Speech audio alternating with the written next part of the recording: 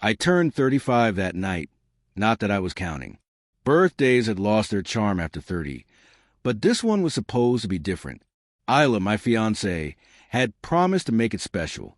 Just a quiet night in our apartment, surrounded by close friends, good music, warm lighting, laughter, drinks.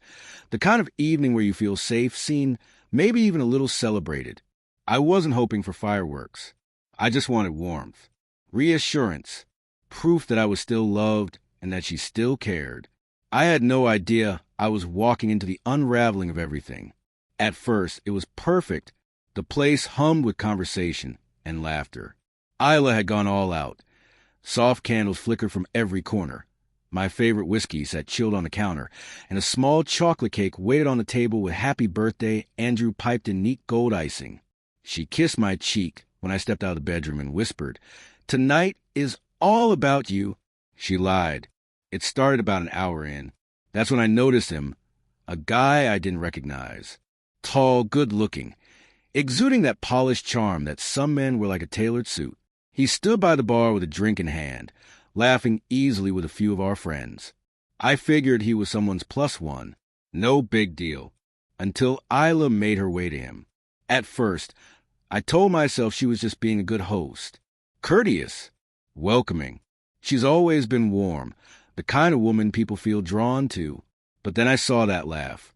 The one I thought was mine. The kind she gave when I whispered something playful in bed. That head tilted back, eyes lit up kind of laugh. Her fingers grazed his arm. His hand found her waist in that lazy, entitled way. Something coiled tight in my chest. I poured myself another drink and tried to brush it off. Told myself it was nothing. She was just being friendly. But friendly doesn't mean grabbing his wrist when he makes a joke. It doesn't mean letting him lean in so close he could have kissed her neck. And it definitely doesn't mean giggling while pressing a hand to his chest like it belonged to her. I stood across the room like a stranger at my own party, watching, waiting for her to remember I existed.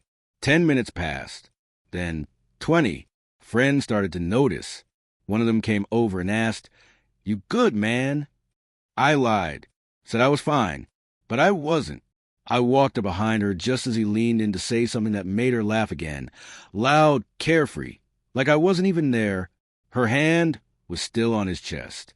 For a split second, I didn't even recognize her. She turned, caught sight of me, and her smile faltered. "Oh, hey, babe, I was just—" "Who is he?" I asked. She blinked, thrown off. "This is Ryan. He's Zara's friend. Just got back from Bali. He was—" "Ryan can go back to Bali," I said. My voice was quiet, but it cut through the noise like glass breaking on tile. Someone turned down the music. I don't know who. The room had gone still. She gave a short, nervous laugh. "Andrew, come on. Don't be that guy. We were just talking." "Talking?" With your hand on his chest. I asked, "Is that what talking looks like now?" She reached for my arm. "Don't make a scene." And that's when it hit me. She wasn't ashamed of what she was doing. Only that I noticed. She didn't regret the moment, just the attention it brought. She expected me to swallow it, smile, pretend, keep the party going. I stepped back. "You made a scene the moment you forgot I was standing in this room." I said, "You forgot whose birthday this is. You forgot who you came with. And you sure as hell forgot who you're engaged to." She stared at me, frozen. "Caught. You're overreacting," she said softly. "No," I said, and for the first time all night, I felt truly calm. I've been underreacting for months. You think I haven't noticed the distance? The dodge calls? The excuses? The weekends you vanish into silence? Tonight just confirmed what I already knew. She opened her mouth to speak, but I raised a hand. "I'm done." Silence. "Party's over. You can stay with Ryan tonight. Or go wherever. Just not with me." I turned and walked into the bedroom. Closed the door behind me. Outside, I heard the murmurs. Shuffling feet.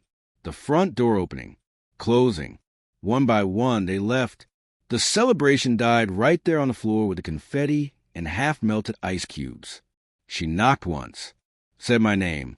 I said nothing. Eventually, she left. I sat on the edge of the bed, staring into nothing, 35 years old, and instead of beginning a new chapter, I was closing one. I didn't cry. I didn't scream. I just let the truth settle around me, cold, sharp, undeniable. By morning, there were 17 texts on my phone. Apologies, excuses, deflections, blaming the alcohol, telling me I misunderstood, telling me it meant nothing. But if it meant nothing, she wouldn't have done it on the one day that was supposed to mean everything. I never replied. 2 days later, I packed her things and left them with the neighbor, changed the locks. She taught me something that night. Some people reveal who they truly are not in what they say, but in the moments they think you're not watching.